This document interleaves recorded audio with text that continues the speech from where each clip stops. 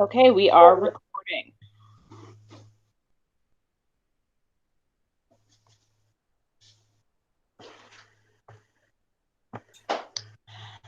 What you see on your screen right now is the SCA harassment and bullying policy. The SCA prohibits harassment and bullying of all individuals and groups. Participants engaging in this behavior are subject to appropriate sanctions.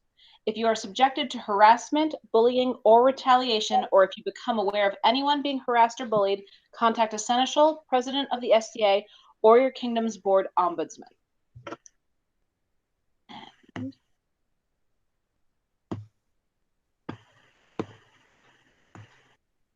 All right. So, with that said, I'm Mariette. I'm going to turn this over to our presenter for this evening, Alienor Hathaway, and she is going to take it from here. Okay.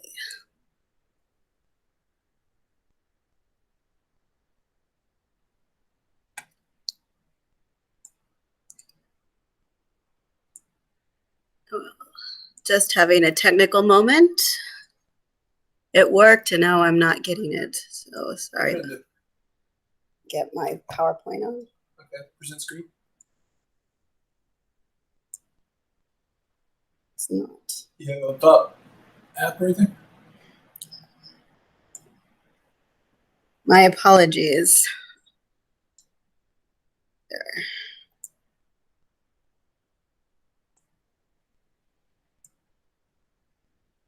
Nope, it's not working.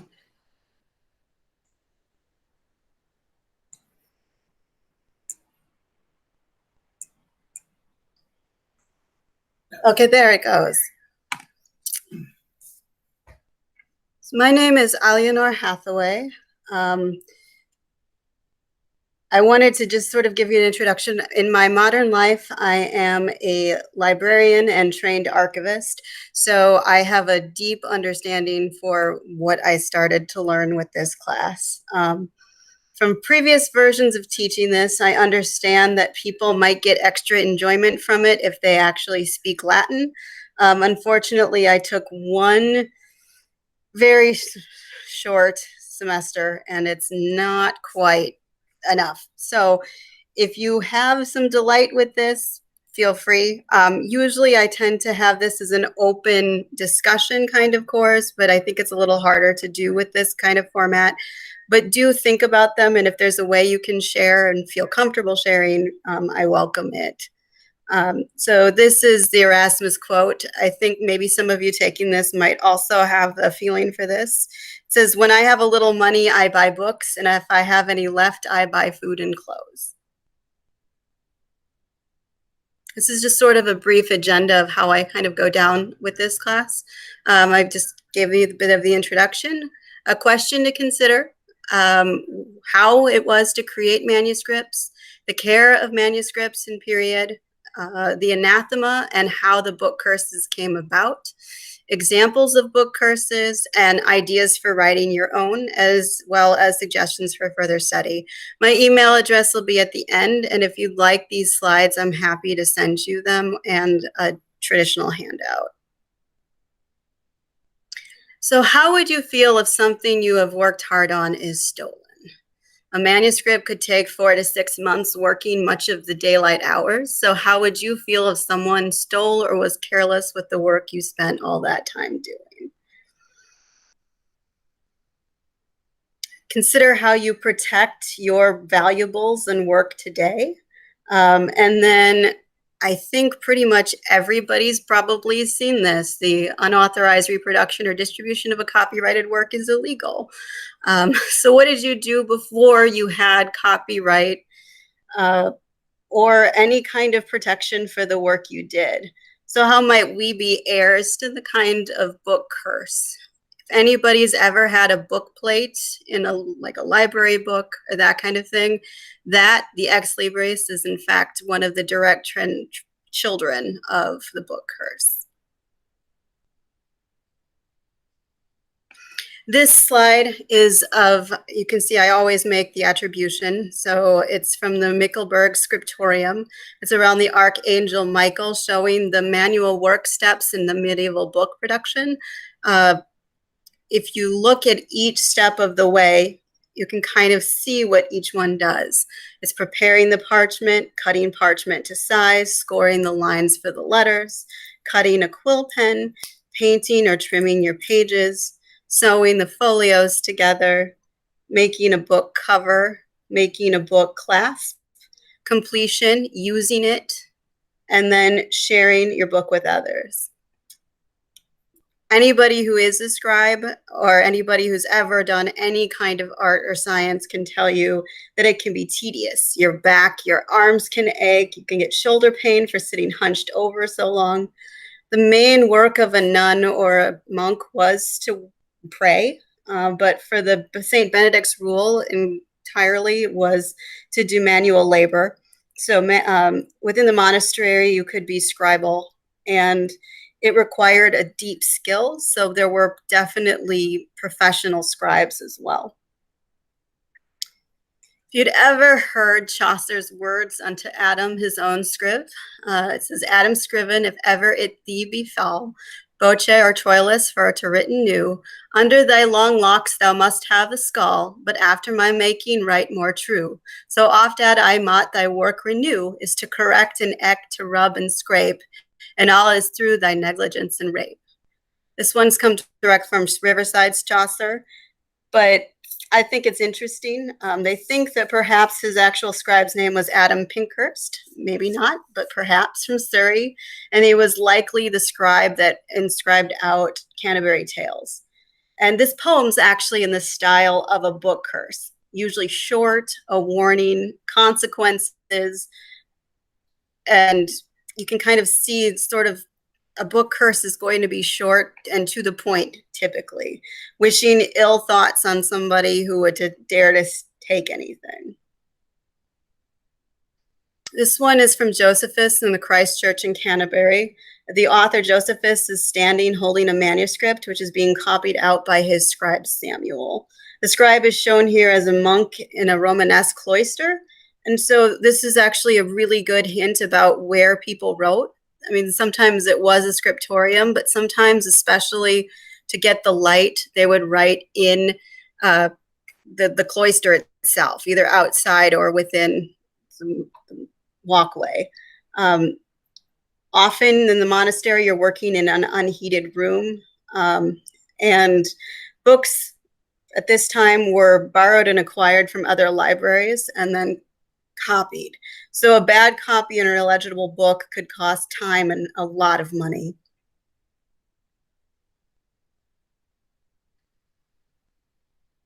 Copyists couldn't add any variety to their writing. They had to copy exactly. And so the illumination and then some of the text is pretty much all that they were allowed to kind of add to the story. And this image, you can see the Latin on the top and then the translation from Anathema, the book curse book. It says, friend who reads this, hold your fingers in back lest you suddenly blot out the letters. For a man who does not know how to write thinks it isn't were.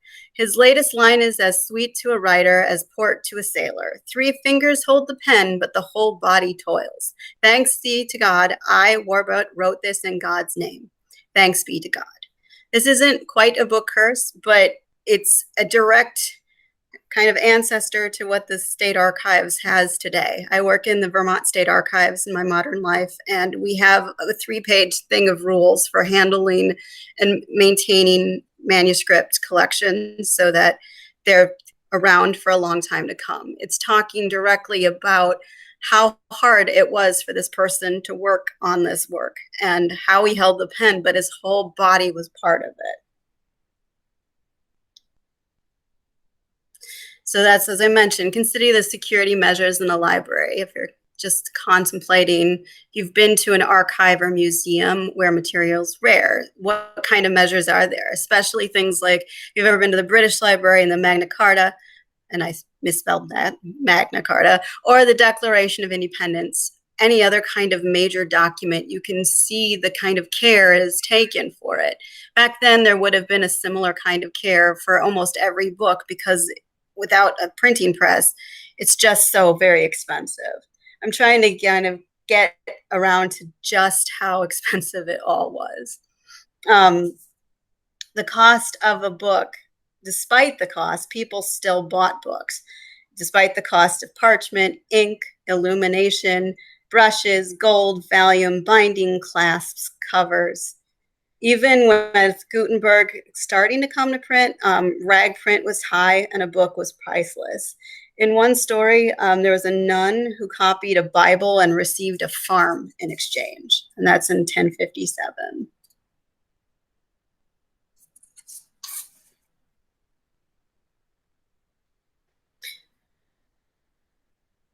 An ancient library was just a box in a room. That was the previous page. Many would never own a single book, and you would just see the Bible in church. So someone well off might keep their book in a trunk. A book would be protected by the cover. The clasp would keep it closed. Special cloths might be wrapped around them, or the special cover. But this isn't another way of protecting your book. This is a chained library. It's an example of one that was given in 1660 from Wikimedia Commons. And monasteries and religious institutions would protect them. Books were precious. The new editions would be cataloged and locked securely. They were guarded. There was procedures for use in the monastery, and it was very jealously guarded for how you would loan out your copies. Collateral would need to be offered for the book's safe return. So here's another kind of question to ponder.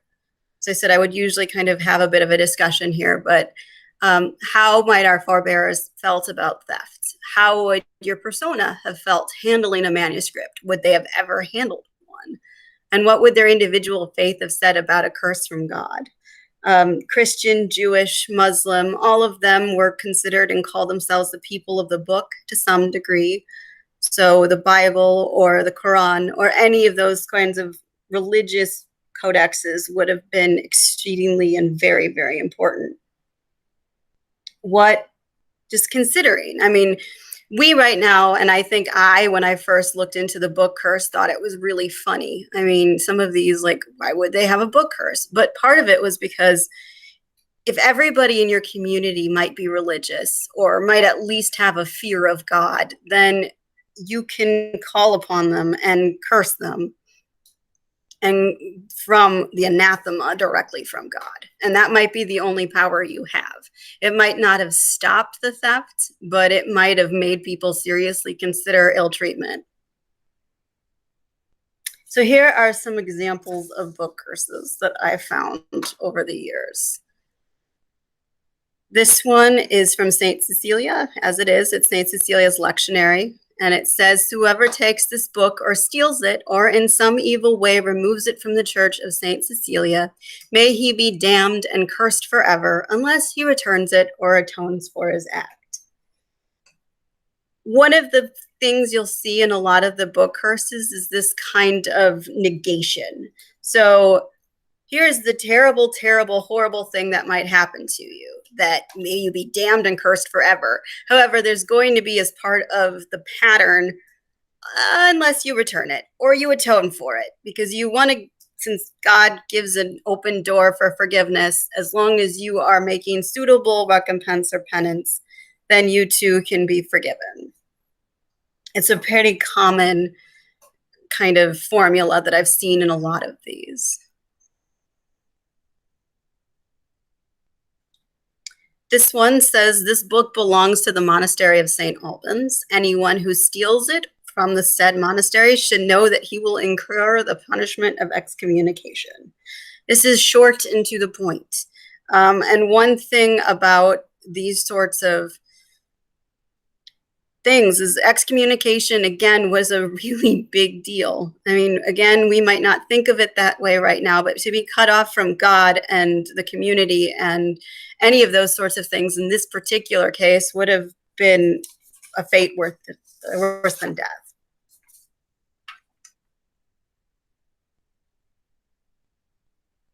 A lot of them, as I said, were very, very short and to the point. This one says, this book belongs to St. Peter's Abbey of Jumage.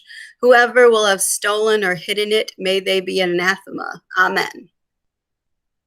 So one of the things that I find curious is some of these, we know that the scribe, in fact, removed the original from the abbey of some place because he was moving to another monastery. And I always wondered if that meant that removing it, in his case, gave him the anathema on himself, or if it was negated because he was the one who was the creator in the first place. Typically, the book remained with the monastery unless it was sold or given away for some reason. This is another example. It's from the liturgical manuscript at the Church of St. Adelite. It's at the British Library. This one says, this book belongs to the Church of St. Adelite. This book is one and Christ's curse is another. He that takes the one takes the other. So I understood that the author of these kind of gave it a little bit of a poetic turn. I guess the originals didn't have that kind of poetry to them, or necessarily have that. So I'd be interested if anybody does read the Latin to say what they found. This one, I just absolutely loved the hand of the calligrapher. It's beautiful. And this one is also at the British Library. Many of them are at the British Library. It says, this book is given in use to the brothers of Oxford by John Withamst, father of the flock of the proto-martyr of the English. If anyone secretly tears this inscription or removes it, may he feel Judas's noose around his neck or forks. So this one was getting pretty specifically violent. Some of the earlier ones were just talking about how you handle your manuscript, how you touch them, what you work with. And this one went a step much, much farther. It really talked about all of the horrible things. And I mean, again, Judas's noose around your neck, that is wishing you a pretty awful fate.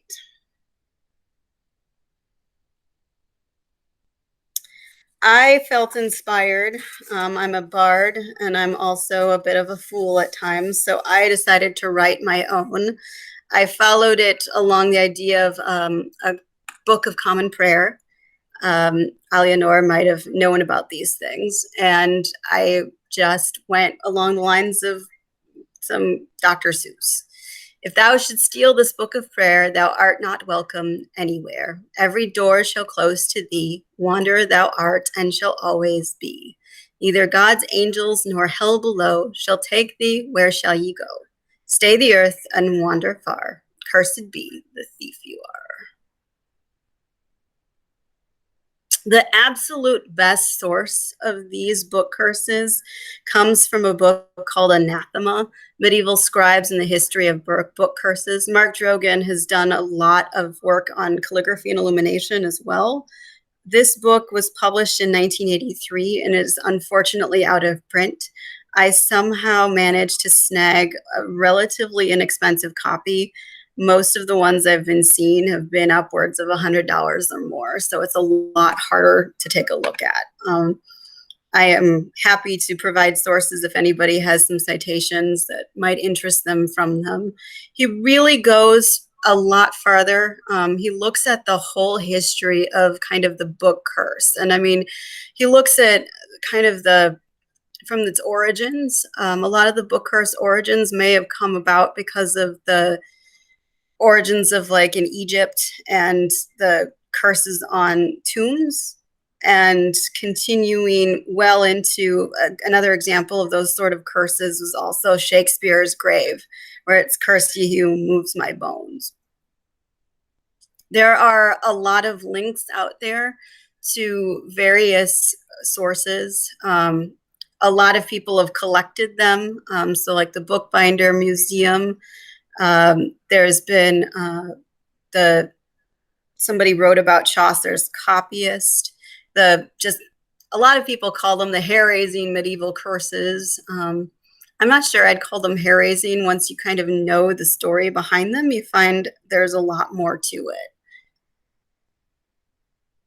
further sources. And again, I can share these slides if anybody would like to email me.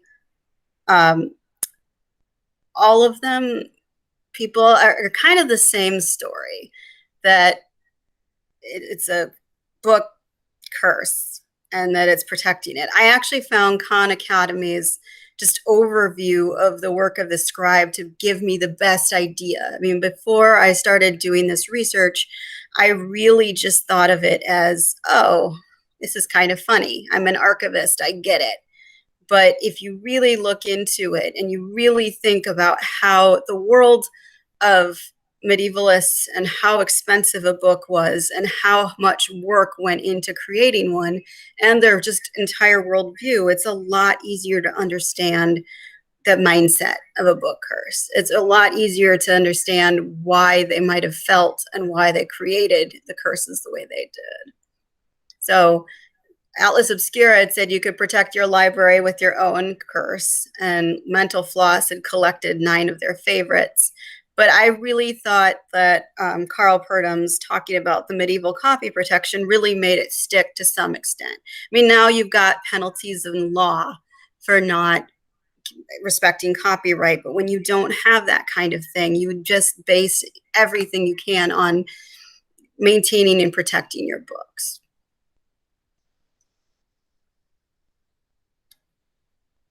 I would like to open it up to questions and conversation, especially if you have anything you'd like to talk about some of those open discussion questions. So how would you feel if something you'd worked so hard on was disrespected? So like as a scribe myself, like when you were talking about that, I was like, oh my God, yeah. Like if someone walked away with like a body of work that I'd been, like literally hunched over, like what that one curse was talking about, like, with the way your whole body is involved in it. Like, nope, like that's, uncountable hours. So horrible.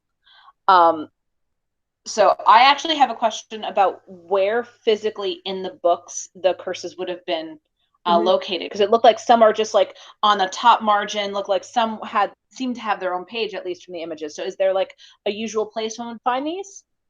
From what I can tell from some of this research, it certainly looks like a lot of times it would be the back page. Like that was sort of where they could do it, but it looked like they just sometimes put it wherever it occurred to them to put them. I think where they thought they could get away with it, perhaps, or a little bit of their creativity could show. So, I mean, I've seen them kind of everywhere. A lot of times I have seen them on, there's one that was a little post-period, but it was a cookbook, and she put it like just front and center. And I've seen ones where they put them on the back page. I think if it was your personal work that you owned, you could kind of do it where, or if it was your monastery where you knew it wasn't going to be removed. If you were presenting the copy for something else, I think from what I can tell, that might be where the location would be, is more like in the back or on a margin somewhere. Gotcha. In book curses and non-European works, thank you, Michelle. Yes, there have been Islam. I've seen some. I mean, unfortunately, I didn't get good examples to show because I didn't have like the translation. But Egypt, some of the papyrus were supposed to have had them. I know there's some examples from Jewish. It wasn't the same. It wasn't using Christian language for like a curse, but it was still an understanding in some of the non-European Jewish, especially ones where you've got a culture of those three, the top three. So Islam, Judaism, and Christianity all had some form of a book curse, as far as I can tell. I'm really interested in maybe doing a little more research on the Jewish and Muslim side of things. It's just that I think because the illumination was so heavily paid for in the Christian context, it's a lot easier to find them there. That book does have a few of the Jewish ones, and if you email me, I would be happy to send you some of the citations I found for that. So it's definitely I think a cross-cultural thing. I mean, I wish I understood some of the more, like, I don't know if the Far East, which ones they might have used, but I suspect because they did calligraphy as well. And I mean, I know from Japan and taking some Japanese calligraphy, it was a lot of work too. So I would imagine they would have some variation of it. This was largely European, and most of what's been sort of easily found has been largely European. But my suspicion, just from the little bit I've been able to find, is that there was more as well.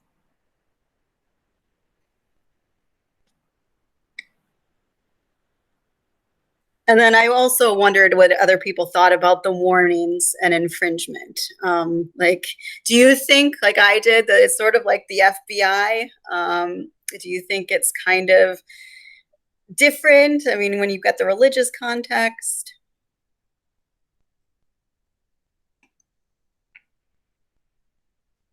I think it would be interesting to see in that world, would the people of the medieval world be more afraid of the religious repercussions than we are in the modern world of the FBI, right? Like it's funny because they're two completely different spheres, but I think people might have feared being excommunicated or having their soul be in jeopardy more than they would have worried about being in the stocks, right? Yeah. that was a much more significant fear for people of that time. So, and one of the comments had said it's the threat of a highest authority, which I think it's true. I mean, maybe now we think of the FBI as the highest authority, but for sure, thank you for that one. God and the threat of the religious anathema was a very, very big deal to these predecessors. And I mean, one of the biggest things that I wanted to really make sure was highlighted is most people would never have handled a book, at least in certain parts of history, or one of these manuscripts. They might have seen it, like if they were going to, they might have seen it in passing. But it, for the ones who were reading those, they were probably religious. They were probably monks or nuns, and they probably would have been very keenly aware of that kind of threat. So it was just one of those things that I thought was curious. It's always curious to me, like when you sit down. I mean, I don't do calligraphy, but I do other kinds of art, and you love what you're doing, but your eyes, like, you ever worked on something so late and you really should stop because it's getting too dark, and you don't, because you just keep going. You want to finish it. And I was thinking that's kind of where a lot of this was. I mean, the light and the daylight they had was so limited. I thought just the kind of overview. Again, this tends to be a bit more of a discussion, so it's a longer class when I teach it in person. But I feel like a lot of the folks I've worked with and taught this class to can really get that kind of mindset when they think about it, that the art, so what somebody's comment was that the context of everyone being culturally taught that their station in life was ordered by heaven. Whatever happens in that life is just passing, but the afterlife is eternal. Thank you. And that's true. You were part of your place for most of the time periods we study, and you couldn't leave that station. And so if you were to dare to take these things, I mean, a lot of them couldn't read it, but the ones who could knew. So. Yeah, so if someone was going to steal it or deface it in any way, it would almost have to be someone, like anyone who reads this would have been someone literate and, religious enough and affluent enough to have access and the ability to understand what any of that meant. Exactly. So it's interesting because, like, you're assuming that someone is knowing all those things, making this choice against, what would be their better judgment. Right. And I mean, what were the risks? I mean, you consider, like I said earlier, where a nun got an entire farm in payment for copying a Bible. That is a lot. I mean, a farm, the property, the hair, like all of that you can use in your monastery for the future, that's a significant payment. So I always thought it was interesting that like the security today, like you consider the security today. Well, we don't go to the extent of chaining a book to, but they did. I mean, they chained the books to the lectern at times. Not everywhere, but I've seen row after row of them. And so that was another added one. If the curse wasn't enough, here's a physical reminder of what and how.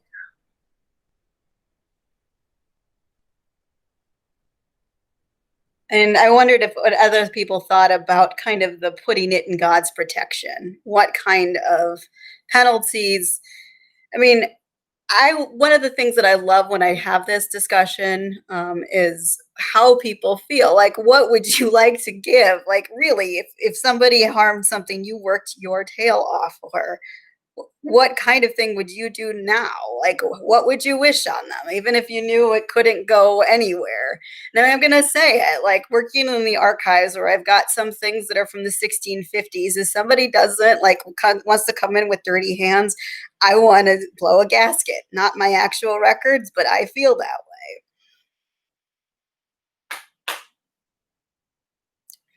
way. I think anathema must have been particularly effective because the church owned marriage and you couldn't get married without a priest. I imagine that outcome would have been very intimidating. Marriage, but also just, I mean, being cut off from communion, being cut off from the community, attending, sitting in the back and knowing that you were essentially damned until you righted yourself. I think absolutely. That's a good point. Well, and especially in Europe, like the idea of the Christian community, and if you were not in God's good graces, you were not, treated as part of the community anymore. Like, so it's the punishment of God that everyone is fear, but because they fear God's wrath by association, you're essentially going to have community effects as well. Yes, absolutely. And I mean, again, I think people who would have dared to steal a book, if they weren't literate enough to know, probably would have been pretty aware of what they were doing, going into a church trying to steal. And I mean, we know that some of them were removed. We know that some of them were stolen. So, I mean, I don't know how effective the book curse really was. But I do, just having studied enough of the pieces of it, just understanding like just how much time was spent. I mean, a gospel, a Bible, I mean, months and months of your time, 8 hours a day, hunched over. I mean, and I mean, anybody who does calligraphy or illumination just knows how hard that is. And anybody who does any kind of art knows just how hard that is.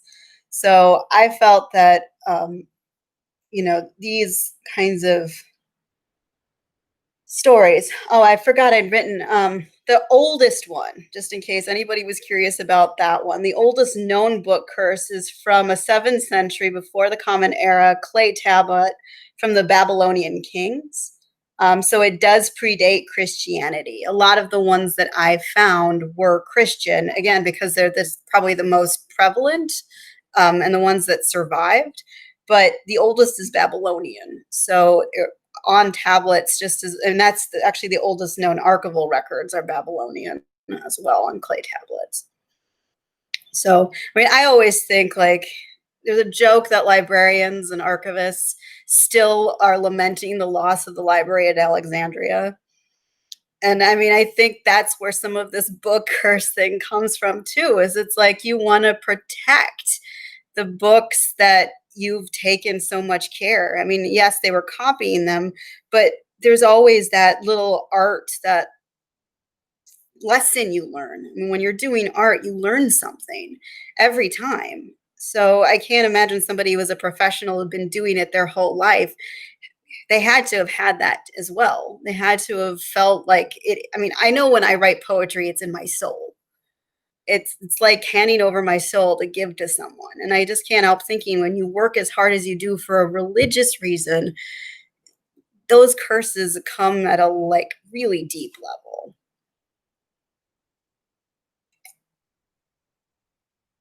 So if there's any more questions, I'll take them in the comments as well.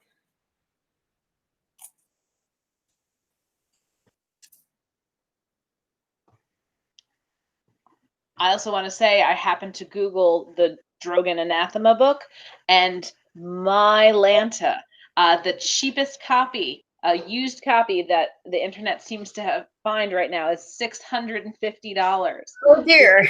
With the average price of a used copy being $995. Some libraries do have copies. Yeah. That is one thing. So interlibrary alone. I mean, I usually bring this book with me. I lucked out. I got it for $35. It was like the literary muses were looking out for me. And it was $100 before that. I'm putting my email in the comments, so feel free if you'd like this a copy of the slides or the handout I usually use. I'm also happy to answer questions by email. And if you'd like some of the citations from the book, since you can't get it when it's $600, I'm happy to do that too. I was really, really shocked because Amazon has 5 copies, all in the $900 to $1,000 range. Somebody said you better put a book plate in it with really good against anybody stealing your copy. That's terrific. Yes, it is worth watching for. A lot of them do end up in those online compilations that I've got as well. And there's a fair number of them if you Google them. But WorldCat is the librarian, I can tell you, is your friend. And I love finding really obscure sources. It's one of my passions. Again, I'm in the right field. So if you want some help finding some of those things or doing your own digging or want some help writing your own book curses, I am happy to help. So really do email me. I'm always happy to kind of point people in the right direction. I keep adding to this. So every time I kind of teach this, I find myself in little roads and tangents. And so, yes, the book plate is the direct translation. It's the book of the person, and you shouldn't take it because it's there. And librarians have tattle tape. Nowadays, it's stuck in the spine of a book so that if you take it out, it sets off an alarm. And those are all the direct errors of book curses. Security for your books based off of the value you place in it at the time. So thank you for your time. And if there aren't any more questions, I think we're good. Thank you so much, Alienor. Thank you, everyone, for coming. And I am going to stop the official recording now.